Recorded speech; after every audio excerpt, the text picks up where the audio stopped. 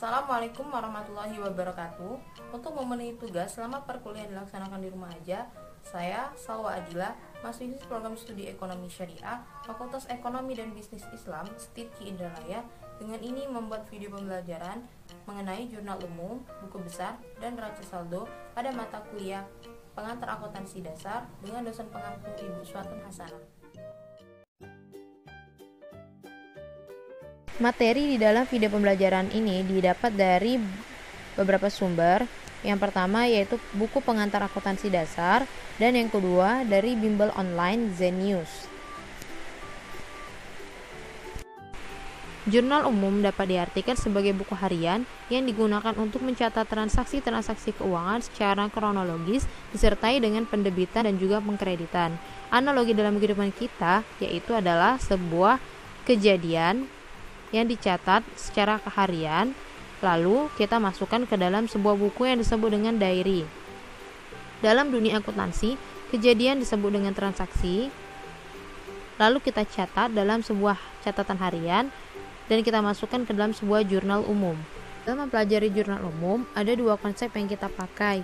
Yang pertama yaitu konsep the account, dan yang kedua yaitu tabel analisa jurnal.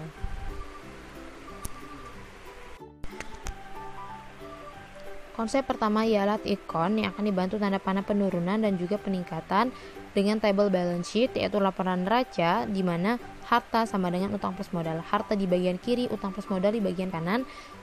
Ketiga-tiganya sudah memiliki account masing-masing dengan debit dan kredit. Harta ketika mengalami penurunan akan berada di kredit dan mengalami peningkatan akan berada di debit.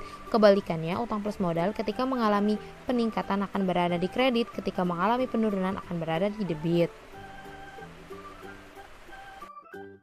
Konsep yang kedua yaitu tabel analisa jurnal. Ini sama saja seperti konsep the account, bahkan yang ini semuanya lebih jelas, baik nama akun, debit, kredit maupun saldo normalnya. Kita hanya tinggal menghafal ataupun mengingatnya saja. Berikut ini adalah tips dalam mengerjakan jurnal umum. Yang pertama yaitu mengetahui akun yang terpengaruh, yang kedua mengetahui mana akun yang meningkat dan yang menurun, dan yang ketiga adalah menganalisa peletakan debit dan juga kredit. Nah, sekarang kita masuk ke dalam transaksinya. Pada transaksi pertama, tanggal 21 Juni, Salwa ingin membuka usaha panti pijat refleksi. Untuk itu, dia menyetorkan uang pribadinya sebesar 100 juta. Langsung saja kita ikuti sesuai tipsnya. Kita lihat di sana, akun yang terpengaruh adalah akun kas, karena Salwa menyetorkan uang, berarti kasnya bertambah. Kita lihat di tabel, ketika kas atau harta bertambah, maka berada di debit. Lalu, yang kedua yaitu Salwa ingin membuka usaha. Ketika Salwa ingin membuka usaha, berarti menambah modal. Modal bertambah berada di kredit. Jadi, akunnya adalah kas pada modal. Di mana di sini kas terletak di debit sebesar 100 juta dan modal terletak di kredit sebesar 100 juta.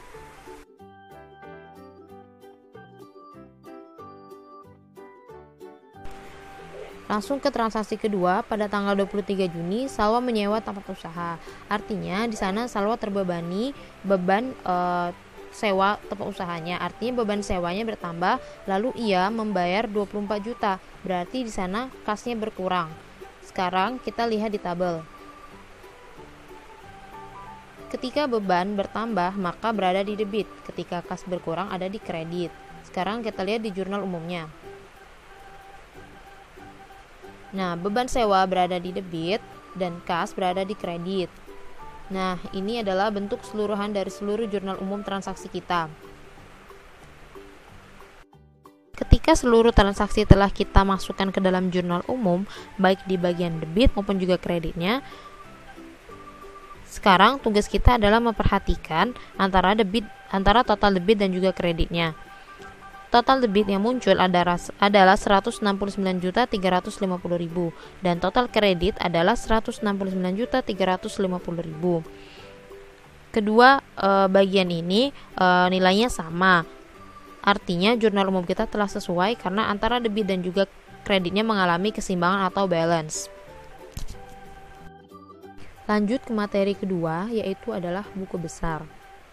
Buku besar adalah kompilasi dari beberapa transaksi di mana di dalam akuntansi ini disebut sebagai posting buku besar. Posting memiliki arti pemindah bukuan.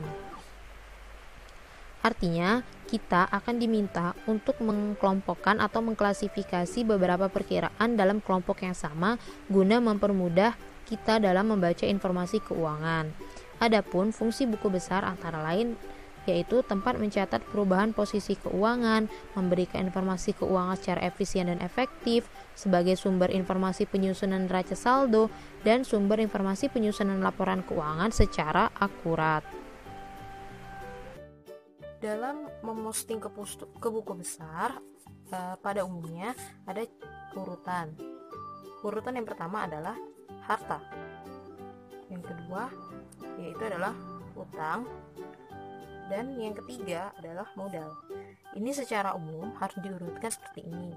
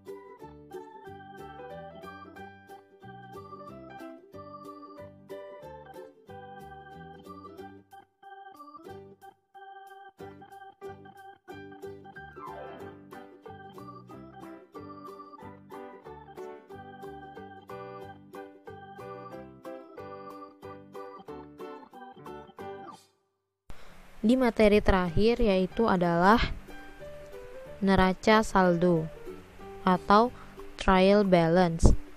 Neraca saldo adalah formulir yang berisi saldo-saldo perkiraan yang ada di buku besar yang disusun secara sistematis. Langsung saja, ini dia neraca saldo yang kita dapat dari buku besar dan juga jurnal umum transaksi tadi. Sudah kita kelompokkan sesuai dengan perkiraan masing-masing dengan debit dan juga kreditnya. Lalu antara debit dan juga kredit kita total, lalu kita lihat apakah antara debit dan kreditnya seimbang atau balance atau tidak. Di sini hasilnya adalah totalnya 117.700.000 pada debit dan juga 117.700.000 pada kredit. Artinya adalah balance. Itulah tadi video pembelajaran mengenai jurnal umum, buku besar, dan neraca saldo. Semoga bermanfaat. Wassalamualaikum warahmatullahi wabarakatuh.